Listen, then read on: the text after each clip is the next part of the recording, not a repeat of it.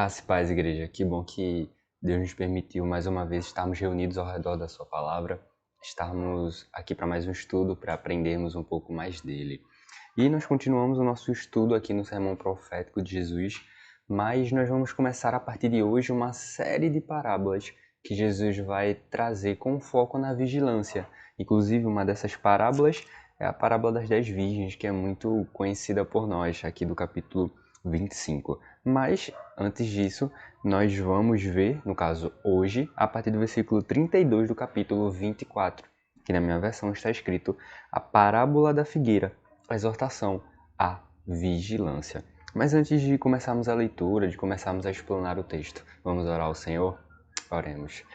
Pai, graças te damos, Senhor, por mais uma oportunidade, porque mais uma vez estamos aqui, Senhor, ao redor da Tua palavra, para te buscar, para te glorificar, para entender, Senhor, aquilo que o Senhor quis falar para aqueles que estavam ao Teu redor naquela época e o que o Senhor quer que a Tua igreja saiba no dia de hoje. Que não sejamos apenas ouvintes, aqueles que ouvem, aqueles que falam apenas, Senhor, mas que sejamos aqueles que praticam aquilo que o Senhor tem nos dito, aquilo que o Senhor tem falado para nós, tem falado aos nossos corações, Senhor. Muito obrigado por mais essa oportunidade. Fala conosco, Senhor, nesse momento, no nome de Jesus. Amém e amém. Amém, igreja. Aqui, novamente, em Mateus capítulo 24, a partir do versículo 32, a palavra do Senhor nos diz assim. Palavra de Jesus. Aprendei, pois, a parábola da figueira.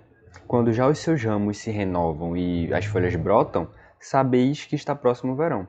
Assim também vós, quando virdes todas estas coisas, sabei que está próximo às portas. O que está próximo? Bom, aqui é interessante que Jesus ele vai nos dizer que nós observamos sinais e conseguimos deduzir coisas por conta deles. Aqui o exemplo que ele usou foi que quando aqueles homens que estavam ouvindo ali a Jesus, eles notam que os ramos ali das árvores elas se renovam, que as folhas brotam, eles percebem que está próximo o verão.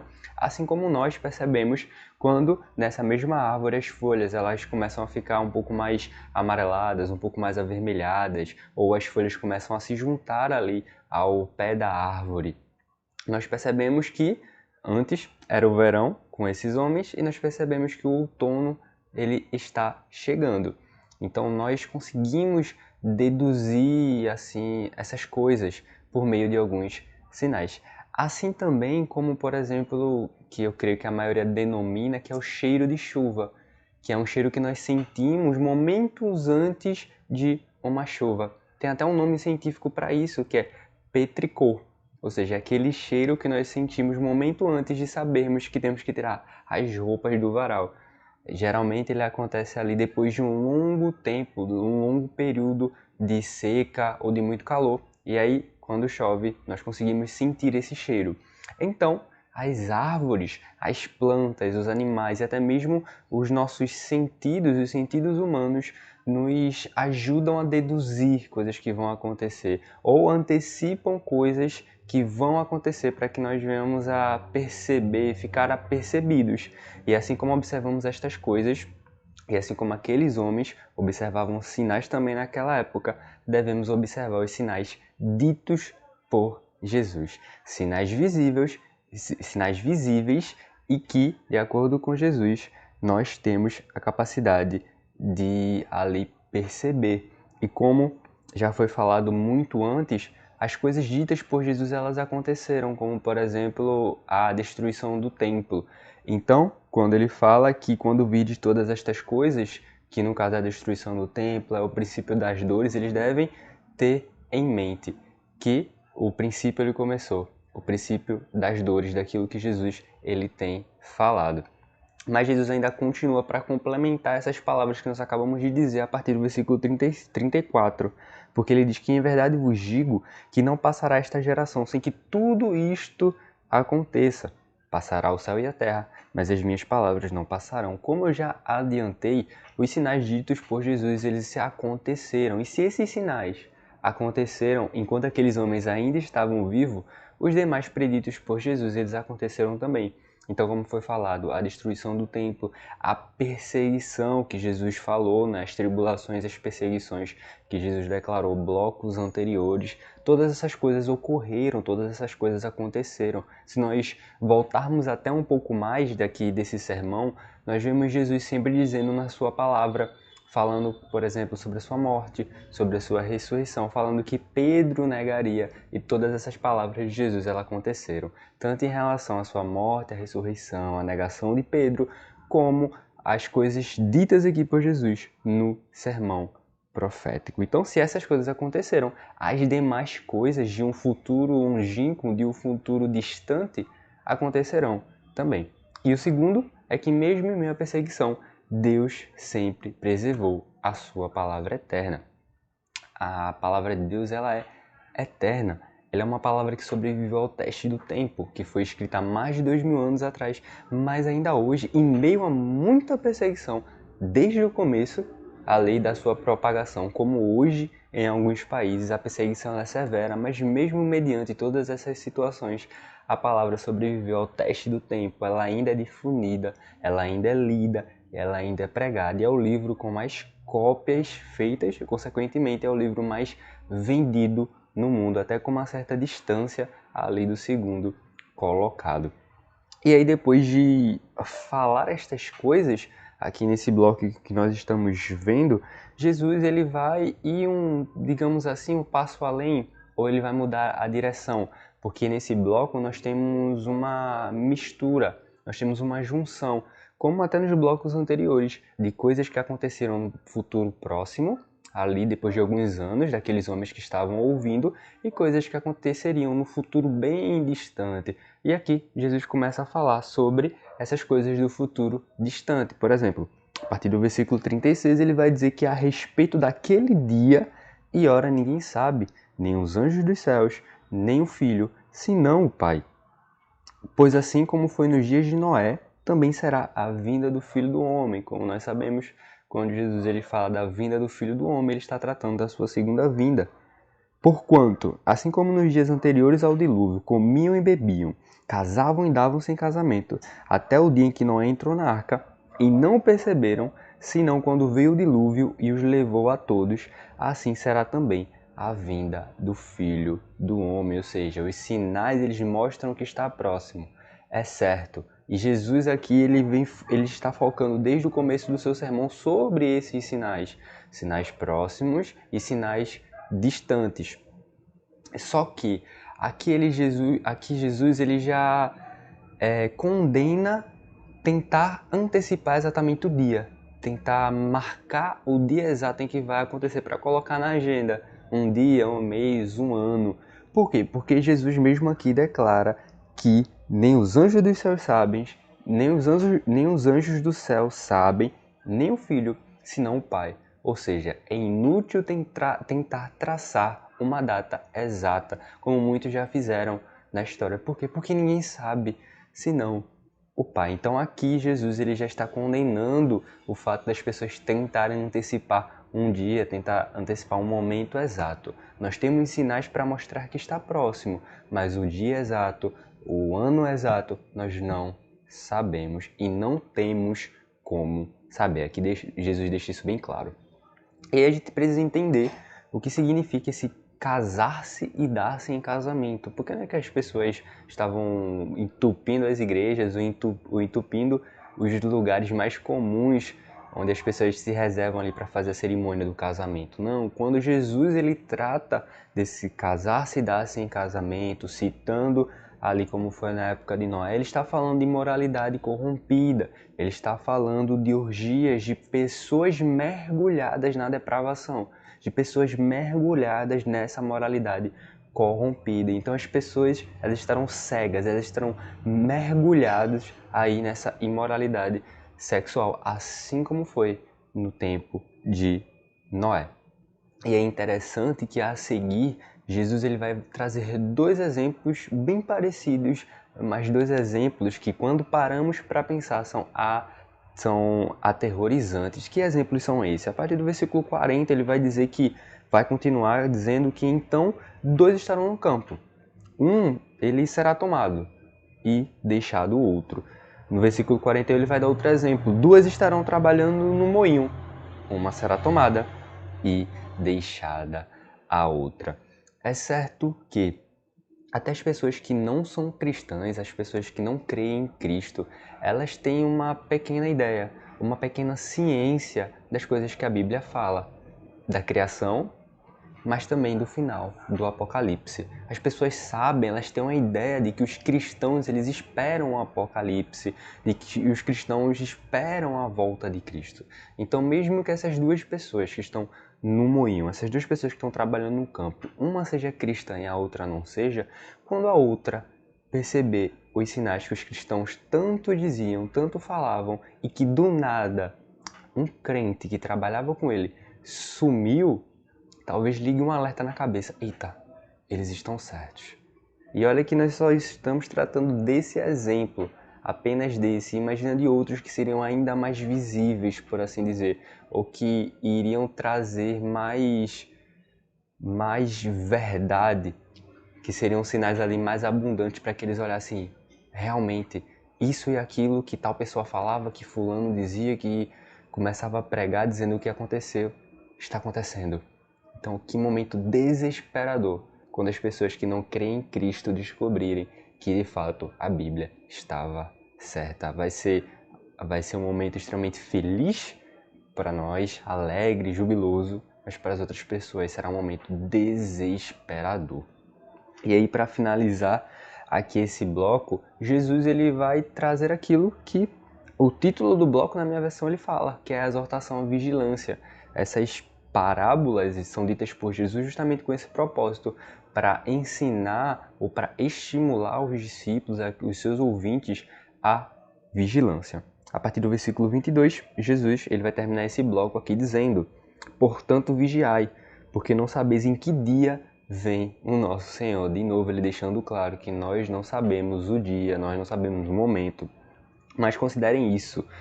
Se o pai de família soubesse a que horas viria o ladrão, ele vigiaria e não deixaria que fosse arrombada a sua casa. Por isso, ficai também vós apercebidos, porque a hora em que não cuidais, o Filho do Homem virá.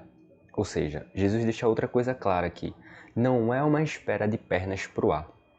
Não é uma espera deitada na rede o dia inteiro até que Jesus volte. A palavra usada por Jesus é vigiar. E vigiar não tem o sentido apenas de esperar, ela tem o sentido de permanecer atento, permanecer alerta, permanecer desperto. Ou seja, Jesus não vai usar essa palavra à toa, obviamente. Então, se ele fala que nós devemos vigiar, é porque nós devemos esperar atentamente. E a seriedade é tão grande daquilo que Jesus ele está falando, que ele fala para nós vigiarmos com o ímpeto de um homem que precisa vigiar para proteger a sua casa, para proteger os seus. A analogia trazida por Jesus traz o peso da seriedade.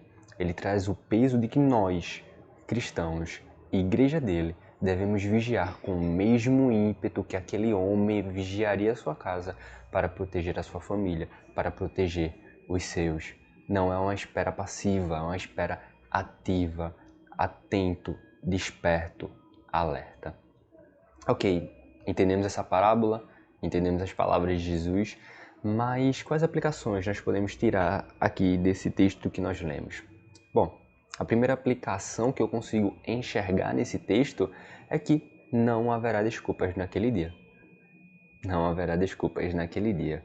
Embora não conseguimos marcar um dia, né, colocar na nossa agenda para que o nosso celular, o nosso computador, o nosso relógio nos avise, Jesus sempre deixou claro, desde o começo do seu sermão profético e até o final desse sermão, que nós vamos conseguir perceber os sinais.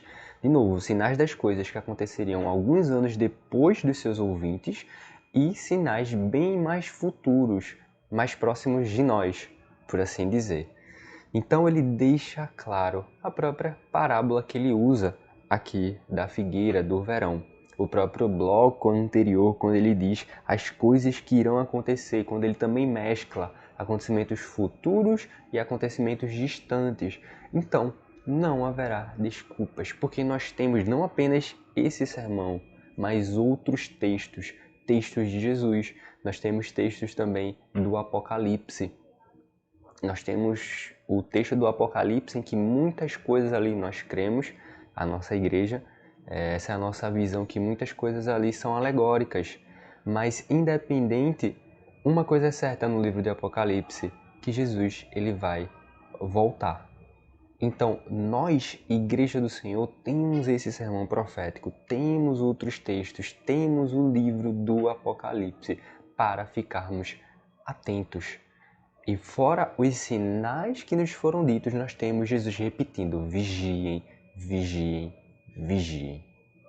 Então, naquele dia, igreja, não haverá desculpas, porque além dos sinais serem visíveis por nós, Jesus nos diz para vigiar. Segundo, a palavra de Deus é como Ele, eterna e imutável. Ela é eterna porque ela é tão atual hoje quanto foi no tempo em que foi escrita. Porque até hoje ela responde as perguntas mais importantes, que é quem somos, de onde viemos, para onde iremos. As perguntas mais importantes, a Bíblia, ela nos responde. Ela é um livro, ela é a palavra de Deus porque ela transforma pensamentos e ideias. Ela é a palavra de Deus porque ela se renova e transforma corações. Muitos livros transformam ideias, mas apenas a palavra de Deus transforma corações e transforma pessoas. Ela é eterna como Ele. O próprio Jesus declara que passará os céus e a terra, porém as minhas palavras não passarão. E ela é imutável porque, aqui, repetindo, aquilo predito por Jesus aconteceu. Ou seja, as outras coisas aconteceram também.